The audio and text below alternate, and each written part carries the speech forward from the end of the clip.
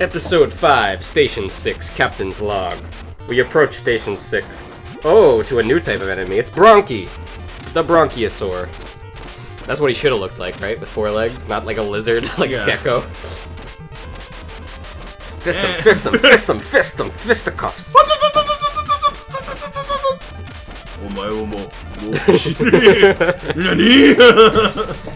As you can see, this Bronchiosaur is quite large and has a lot of defense. Bronchiosaur! His weakness is his poor lung capacity. You have to grab him by the trachea and restrict his peak flow. You can tell he's about to die when the screen turns dim. Got it. Alright, let's do this. So they dropped the keys. I figured that. I thought it was a weapon, but it's a key that they're dropping to unlock the door, right? I guess that makes sense, even though the door is wide open. Alright, so this is stage 6. There are 7 in total. Second to last one. If this is ridiculous, I'm gonna stop. No, while you're doing that, I'm gonna look up, just do some chatty here. I'm gonna look up some lore for... Yeah, you know what? Yeah, just unlock this phone for me, buddy. Give it to my wife. Wife! Wife! Unlock this phone. Wife! I'm gonna cut all this out. Can you unlock this phone for me? Oh, Thank you, oh man. Unlock it. this is 2021. I watched a few episodes of Pawn Stars, but I couldn't stand the show just because it felt like those guys were literally in the scam business and making a TV show off of it, and it was just, I don't know. I'm kind of happy they got turned into a meme. Hey, this is Chris, and this is my gaming show, Retro Roulette. I run it with my friend Anthony, his wife Betsy, and some other people. I wanted to say Big Anthony, but I already said my friend Anthony. One thing I learned after all these dinosaur games, you never know what we're gonna roll on next. Dynowarz.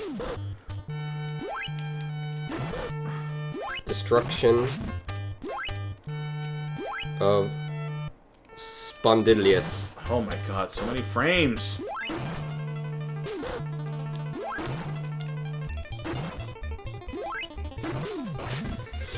Okay, this game came out in 1990. Oh, that's the year I was born. Neat. Nice, okay. Made in Japan, of course. Fuck! That's how you know Anthony dies. The whole neighborhood knows every time you die. Okay, I'm gonna read the official lore. Please do. Do you have any requests for a voice filter? Oh, you know what this reminded me of? Like, the old Mac computers, when you would be able to, like, pick the different crazy voices they had. You remember we used to make them read stuff? Oh. That was fun. The little things that make you happy before the internet. The little juvenile things you can do. Something was terribly wrong in the distant man-made Spondylus solar system. Oh, it's a man-made solar system? One of the planet's central life support computers had been infected with a life-threatening virus. This is a very Japanese story. While the planet's surfaces had been overrun with computerized dinosaurs known as robosaurs. Very creative.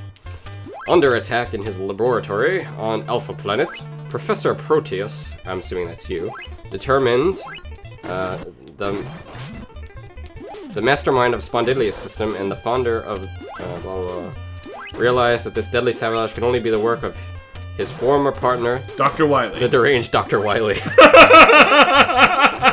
This is literally Mega Man. This is no, dude. I know some of the backstory to Mega Man. This is Mega Man. They're like, let's make a game about dinosaurs that are. We need a story. What's a game that's popular? Mega Man. Mega Man has like 5 or 6 games that are selling well. But no, the doctor's called Dr. Brainius, of course. So Dr. Wily, continue. Years earlier, the Doctor had fled Alpha Planet after Professor Proteus had exposed him for performing forbidden robotic experiments on human subjects. Oh god. At last he returned to seek his revenge using the Professor's own creations. Fuck me. Dr. Wily.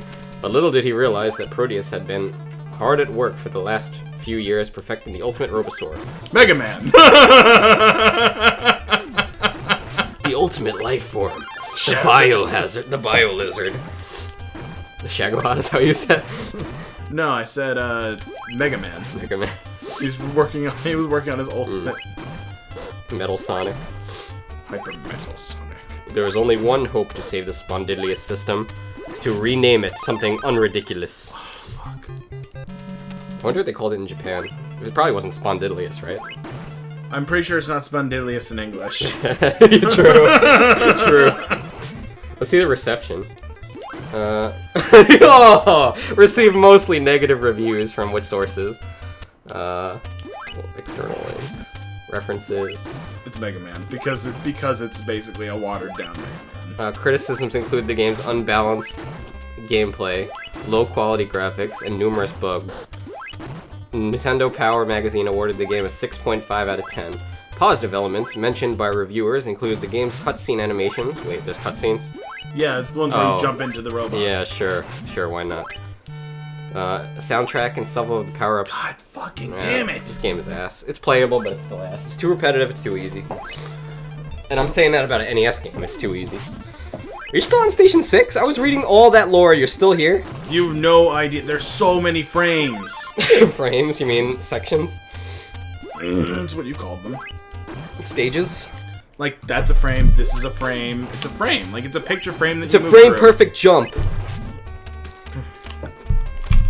Mega Man could do it, why can't Professor Proteus? Wait, so am I actually playing as Professor Proteus? I think. And he, maybe the ultimate villain at the end is Dr. Brainium, or whatever his name was. Wily.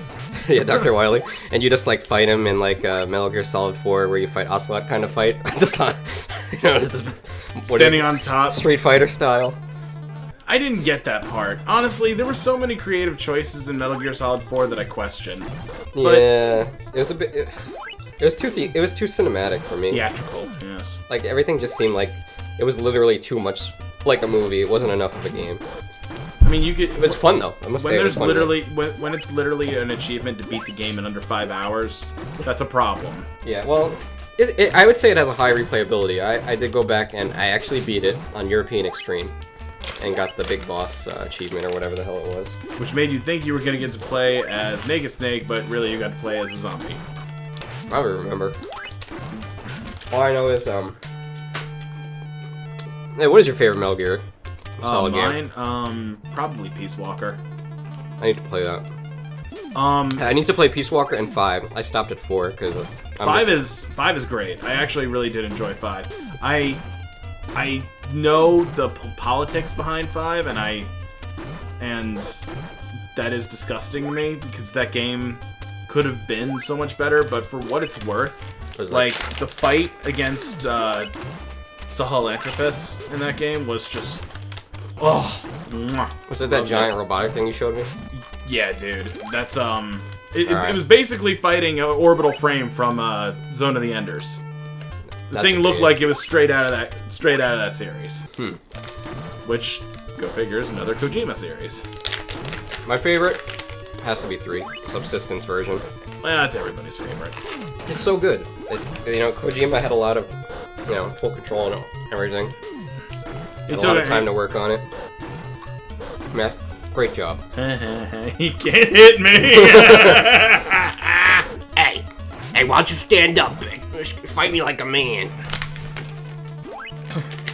Nah, I think I'll fight you like a boy! Yeah, Metal Gear Solid 3. Second favorite? 2? Yep. Even though it's Raiden, I don't mind Raiden because, for me, when I first got Metal Gear Solid, the first game I got was 2. Sure. And you played it with me. That was the first game we played together for Metal Gear Solid.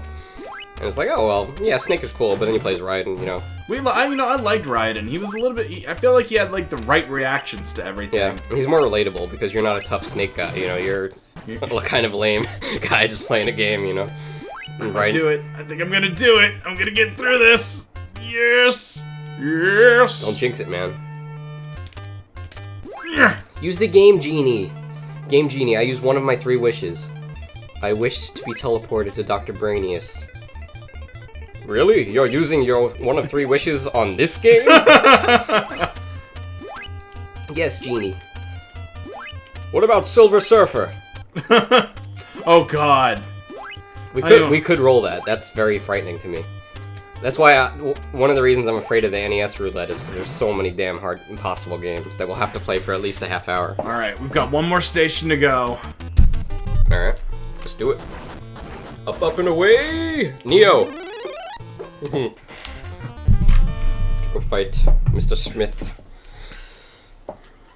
Station 7. This is it. The final countdown. Copyright. Copyright! You can hum songs without getting slammed by You copyright. can come on songs.